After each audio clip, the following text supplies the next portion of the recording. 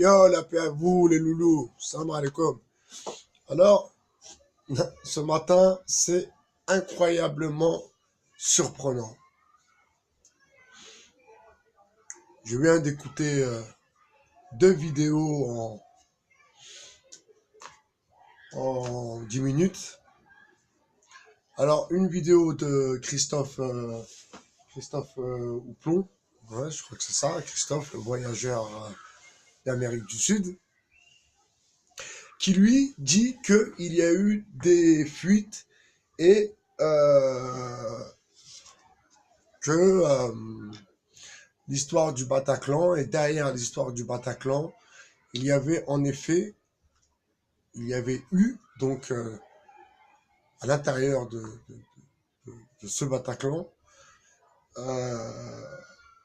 à part les morts, bien sûr, hein, que je veux même pas dire qu'il repose en paix, parce que c'était des metal rockers, ce machin bidule chouette, donc c'est des satanistes, donc je veux même pas dire qu'il repose en paix. Pourtant, vous voyez, c'est pas mon habitude de même si c'est un chrétien ou même un juif, je dis qu'il repose en paix. Pourtant, on m'a dit que pour un juif, il faut pas dire il repose en paix. Mais moi, je le dis quand même qu'il repose en paix. Que Dieu me pardonne. Mais là, en l'occurrence, pour l'affaire du Bataclan et de, de, de cette fusillade atroce, paraît-il qu'il y aurait eu des scènes tristement macabres. Alors Christophe dit que il y a eu des scènes où on avait carrément coupé les parties intimes des gens, on leur avait mis dans leur bouche des vagins de filles, enfin bref, je ne vais pas vous décrire, vous allez sur la chaîne de Christophe, la dernière vidéo de Christophe Houplon, et vous verrez ce qu'il en dit. Et que cette date, donc le 13 novembre, ou je sais pas quoi, était une date chez les satanistes qui était une date, comment dire, symbolique. Donc de là, je me mets à réfléchir et je repensais à la vidéo que j'ai faite hier sur Medine et où je disais que si toute cette histoire est remise un jour en question, donc si un jour on revient sur cette histoire du Bataclan et l'on se rend compte que toute cette histoire n'a pas été créée de toutes pièces, mais a été on a laissé faire les choses parce que paraît-il, et là c'est pas Christophe qui le dit, c'est pas moi ou c'est pas les autres, c'est la police qui le dit, que la police, on a précisé, on a demandé à la police de ne pas intervenir. Donc il faut se poser des questions. Alors j'en reviens à ce monsieur donc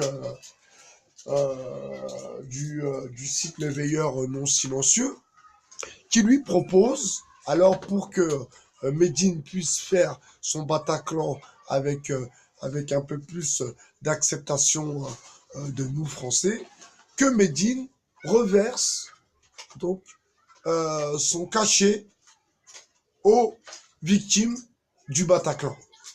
Attendez, mais on va où là? On va où là?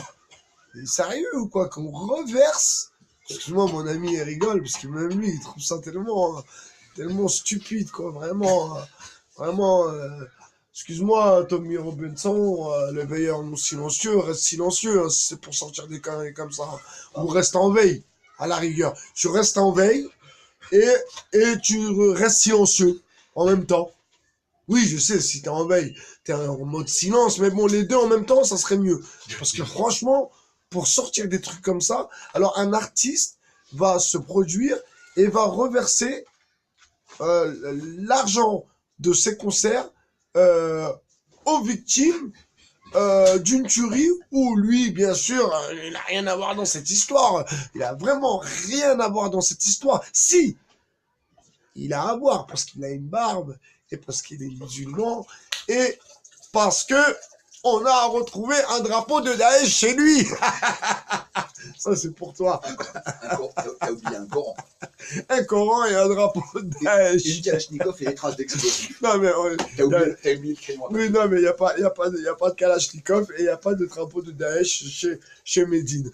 Ceci dit, pour revenir à ma vidéo, ceci dit, je trouve ça ahurissant que ce mec-là, le veilleur non veilleux, le veilleur qui devrait se la mettre en veilleuse, comment il peut sortir un truc comme ça? Que l'artiste donc se produise et que tout l'argent retourne aux familles des victimes.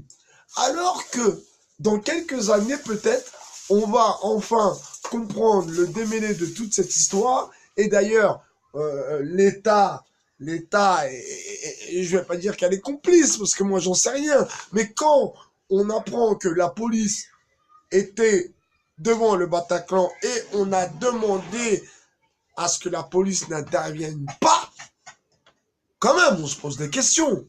Alors peut-être que c'est nous, avec nos impôts, qui allons payer les familles des victimes.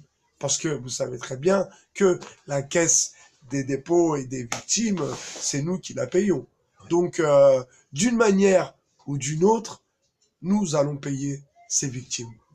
C'était Bye BHR sur le 2.0. Ciao.